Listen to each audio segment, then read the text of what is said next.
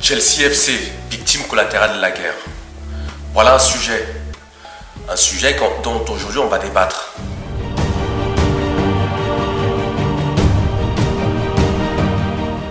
Bonjour, mon nom est Alain Meyong. Aujourd'hui on va parler de ce qui arrive à Chelsea, le grand club anglais qui a gagné 2 Ligues des Champions et de nombreux championnats d'Angleterre.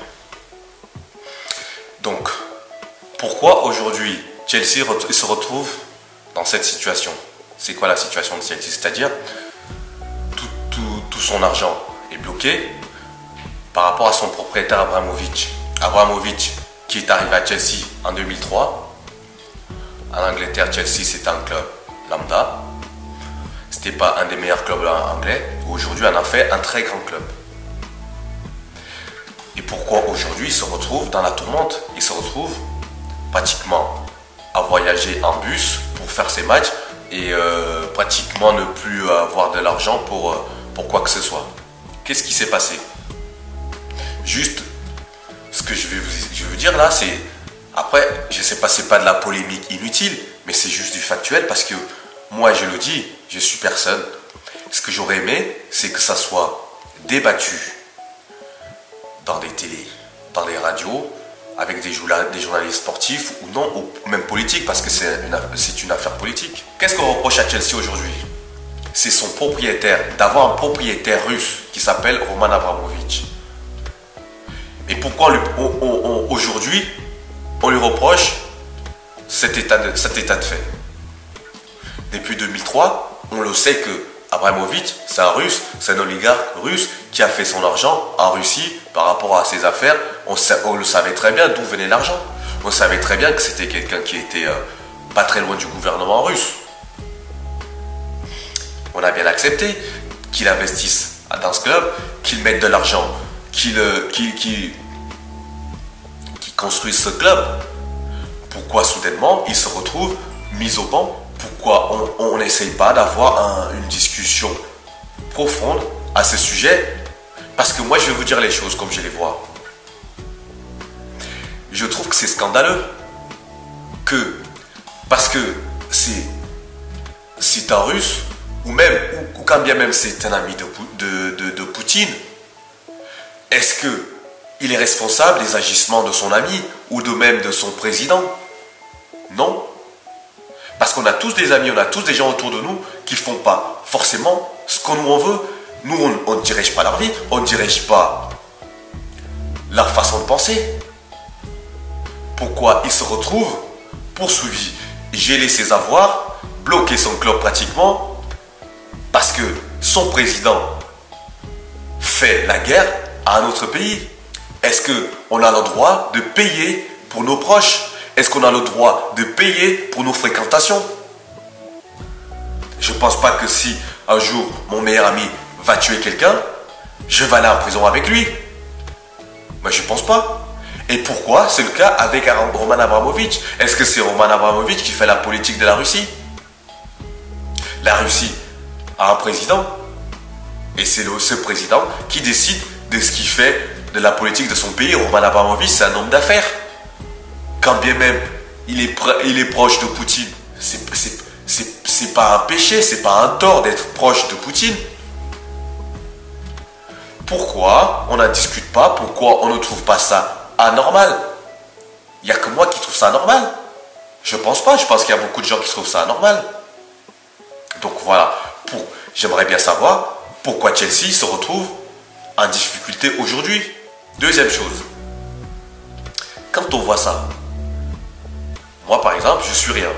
Imaginons, aujourd'hui je suis un investisseur étranger qui a beaucoup d'argent à investir en Europe, en France, en Angleterre, en Italie, en Allemagne. Parce que ces pays-là, c'est eux qui vont chercher les investisseurs à l'étranger pour venir mettre de l'argent dans leur business en Europe. Donc, je me retrouve coincé par la politique de mon pays. Vous pensez que les investisseurs qui pensaient peut-être investir en Europe, aujourd'hui, vous pensez que dans leur tête, ils se disent quoi? Donc, ça veut dire qu'ils sont suspendus à la politique étrangère de leur pays. C'est-à-dire que si leur pays, un jour, n'est plus ami avec la France, ou l'Allemagne, ou l'Angleterre, ou peu importe, et va se retrouver mis au banc au même titre que Poutine. Est-ce que c'est comme ça qu'on fait de la politique? Est-ce que c'est comme ça qu'on fait des affaires? Donc les affaires aujourd'hui, ils sont liés à la politique étrangère de ton pays d'origine. Vous pensez quoi? Je sais pas moi. Un grand homme d'affaires qui n'est pas de la communauté européenne, vous pensez qu'il va vraiment se dire attends, je vais aller investir mon argent en Europe, c'est un endroit sécurisé où je peux faire des affaires? Ah bah non, je pense pas. Je pense pas parce que en montrant ça, ça veut dire que vous traitez d'autres civilisations d'arriérés, mais là je suis désolé, là c'est de la dictature. C'est de la dictature européenne. C'est-à-dire que mon pays, il fait quelque chose. Moi, je suis un homme d'affaires qui investit dans vos pays. Qu'est-ce qui se passe derrière? Je me retrouve à mon argent bloqué, à saisir mes biens, alors que je suis décideur de rien. J'ai rien décidé, j'ai pas déclenché la guerre. C'est ce qui arrive à Abramovich aujourd'hui. Moi, je sais pas si c'est lui qui a envoyé Poutine, je sais pas. Mais ce qu'on constate aujourd'hui, c'est que depuis 2003, qu'il est en Angleterre à Chelsea, qui a fait progresser ce club, on n'a jamais trouvé que son argent était sale et qu'il venait peut-être de la Russie, de Poutine ou des autres dictateurs. Je veux juste venir à un petit exemple. Parce qu'en fait, on a toujours... comment on dit ça? On a toujours de l'émotion sélective. C'est-à-dire qu'on a de l'émotion pour les uns et pour les autres, on n'en a rien à foutre. Ils peuvent crever comme ils veulent. Prenons l'exemple du nouveau propriétaire saoudien qui a repris Newcastle. On a bien vu ce qui s'est passé il n'y a pas si longtemps que ça en Arabie Saoudite. 81 exécutions. Et qu'est-ce qui se passe? On dit quoi? Bah non, c'est que des pauvres arabes, ils peuvent crever. On peut leur couper la tête comme on veut. Est-ce que si ça se passait en France, c'est-à-dire que on coupait la tête de 81 personnes, comme ça, on dirait quoi? On s'indignerait ou pas? On dirait quoi? Mais là non, on dit rien. Pourquoi on dit rien? Parce que c'est que des pauvres arabes. Parce qu'ils sont loin de chez vous. Mais la même personne, elle vient d'acheter Newcastle. Et donc, on fait quoi? On saisit ses biens? On bloque son argent? Qu'est-ce qu'on fait? Donc, vous voyez bien que c'est toujours la même chose. C'est toujours un coup, on aime les dictateurs. Un coup, on les aime pas. Un coup, les droits de l'homme sont importants. Un coup, on s'assoit dessus. Qui décide?